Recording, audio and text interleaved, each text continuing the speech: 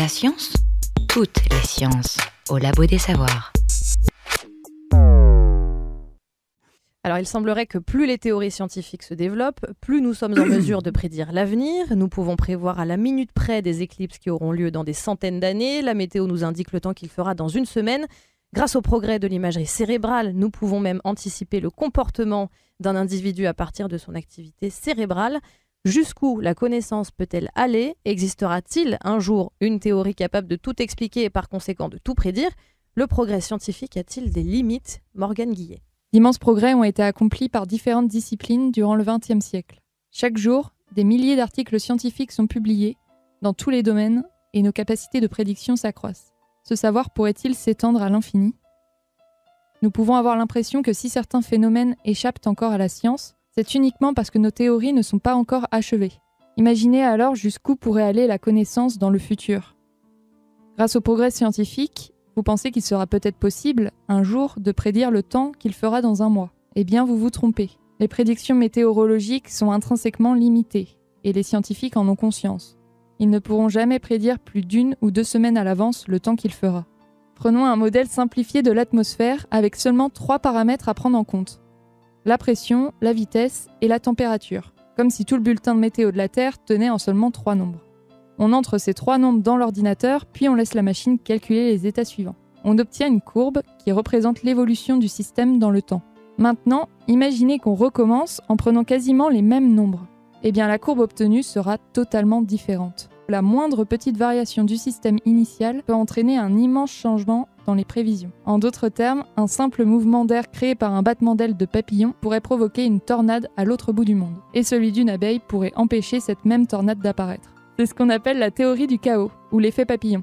Pour prévoir le temps de manière exacte, il faudrait connaître l'état de chaque molécule d'air de l'atmosphère. Ça paraît impossible, même dans un futur lointain.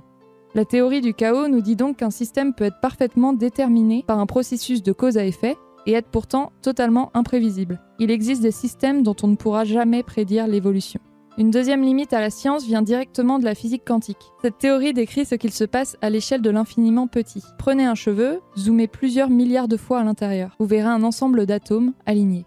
Zoomez encore un peu, vous apercevrez le noyau d'un atome, puis les électrons qui tournent dans tous les sens autour de ce noyau. Nous ne pouvons pas voir ces particules, mais nous avons des modèles pour décrire leur comportement. Et il se passe des choses très bizarres à cette échelle. Quand on lance une balle de tennis de la même manière 100 fois d'affilée, elle aura la même vitesse à chaque fois. Quand on mesure la vitesse d'un électron 100 fois d'affilée, il aura une vitesse différente à chaque fois. Il n'y a pas de règle, ça dépend du hasard. Et les scientifiques, ils détestent ça, le hasard. La prédictibilité est donc mise à mal par la théorie du chaos et la mécanique quantique. Mais on peut penser que ces sciences cherchent à expliquer le monde extérieur, trop complexe pour être appréhendé par l'esprit humain. Il reste néanmoins un domaine où l'on peut être certain des résultats, les mathématiques. En êtes-vous si sûr? Le raisonnement mathématique fonctionne sur la logique, il est symbole de rigueur et de sûreté. Contrairement à la physique, on se fiche de savoir si les vérités mathématiques ont une existence réelle ou pas.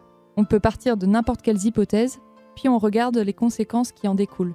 En 1931, le mathématicien autrichien Gödel a ruiné tous les espoirs de fonder les mathématiques sur des bases solides. Il a montré que quelles que soient nos hypothèses de départ, il existera toujours une proposition qui sera vraie, mais que l'on ne pourra jamais démontrer. On ne pourra jamais prouver si elle est vraie ou fausse. On dit que c'est une proposition indécidable.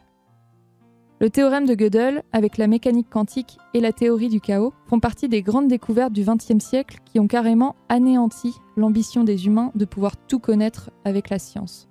Mais même si la science ne peut atteindre la perfection que nous souhaiterions, elle reste la construction rationnelle la plus efficace que nous avons pour expliquer le monde qui nous entoure. Il reste cependant une limite à la science que nous n'avons pas abordée encore. Une limite posée par les femmes et les hommes eux-mêmes, très différente des 3 autres. Il s'agit de l'éthique.